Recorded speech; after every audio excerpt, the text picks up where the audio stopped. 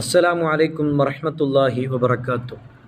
ഇസ്ലാമിൻ്റെ പഞ്ചസ്തംഭങ്ങളിൽ വളരെ പ്രധാനപ്പെട്ട ഒന്നാണ് സക്കാത്ത് എന്നുള്ളത്. ദീനിൽ അറിയപ്പെട്ട നിർബന്ധമായ കാര്യമാണ് കഴിവുള്ളവർ സക്കാത്ത് കൊടുക്കുക എന്നുള്ളത്. സക്കാത്തിനെ നിഷേധിച്ചാൽ അവൻ കാഫിറായി പോകും.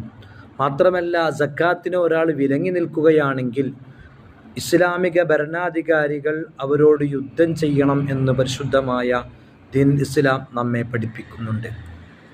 സമ്പത്ത് വ്യവസ്ഥതയിൽ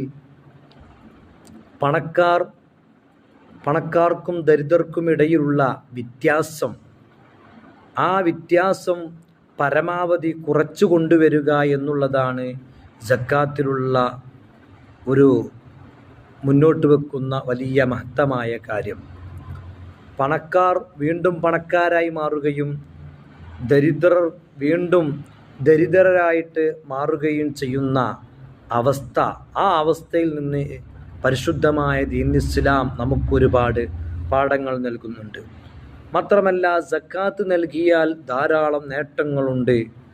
സക്കാത്ത് ഖുർആനിലും ഹദീസിലും വളരെ വ്യക്തമായി തന്നെ വന്ന ഒരു കാര്യമാണ്. സക്കാത്ത് അടക്കമുള്ള സദഖയെ വിശുദ്ധമായ ഖുർആൻ വിശേഷിപ്പിച്ചത് അവരുടെ സമ്പത്തിൽ നിന്ന് അവരെ ശുദ്ധീകരിക്കുകയും ഉയർത്തുകയും ചെയ്യുന്ന ദാനമാണ്. ആ ദാനം അങ്ങ് സ്വീകരിക്കുക എന്ന്, ദാനത്തെ അങ്ങ് സ്വീകരിക്കുക എന്ന് പരിശുദ്ധമായ ഖുർആൻ നമ്മെ ഓർമ്മപ്പെടുത്തിയിട്ടുണ്ട്.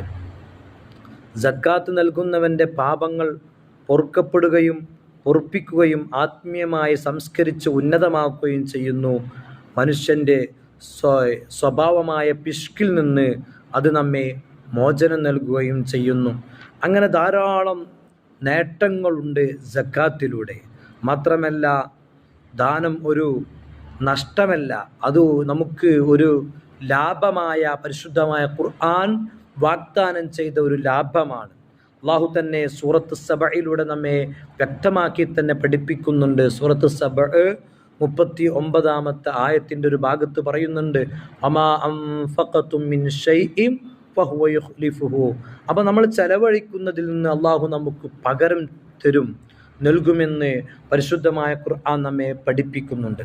എന്നാൽ ഈ അന്ത്യനാളിൽ അസഹ്യമായ ചൂടിൽ നിന്ന് നമ്മെ മോചനം നമുക്ക് ലഭിക്കും. അപ്പോൾ അസഹ്യമായ കഠിനമായ ചൂടിൽ നിന്ന് ഒരു സമാധാനമാണ്, ഒരു തണലാണ് നമ്മൾ നൽകുന്ന സക്കാത്ത്. എന്നാൽ സക്കാത്ത് നൽകിയിട്ടില്ലെങ്കിൽ ധാരാളം കോട്ടങ്ങളുണ്ട്.